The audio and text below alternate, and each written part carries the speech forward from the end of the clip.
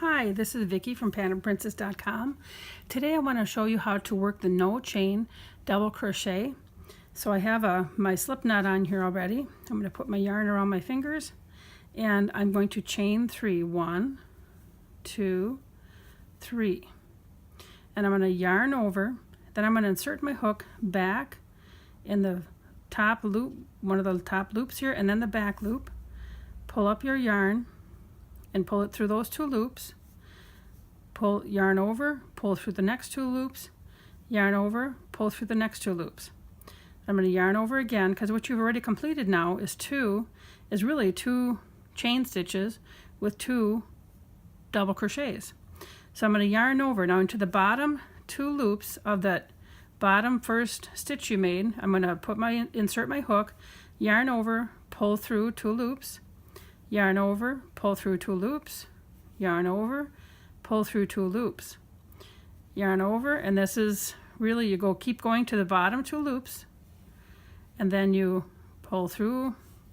So you just continue to pull through 2 loops, pull through 2 loops. I'm going to do a few more for you here and I'll show you how it looks.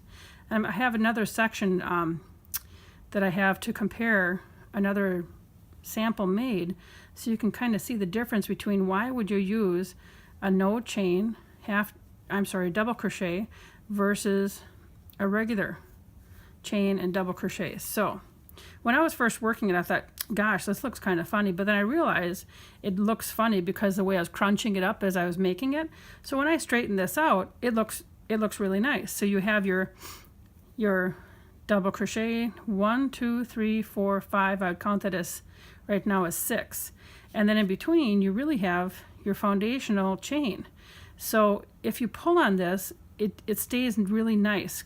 Okay, this one here is another sample that I've made, and this is the the double crochet. I got to turn it the right side way here for you.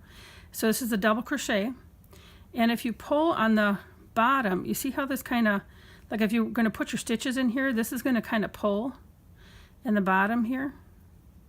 It pulls out a little bit more, so you may end up with some gaps in your work that they're undesired maybe gaps that you would have. So look at the difference here where I'm going to pull on this and you really don't get those same gaps right along this bottom here. So I hope that you do your own no chain double crochet. And it's really easy to do. Once I figured out how to do it, it took me a couple tries, and I hope that you try it yourself and it changes your work as well. Thanks for watching.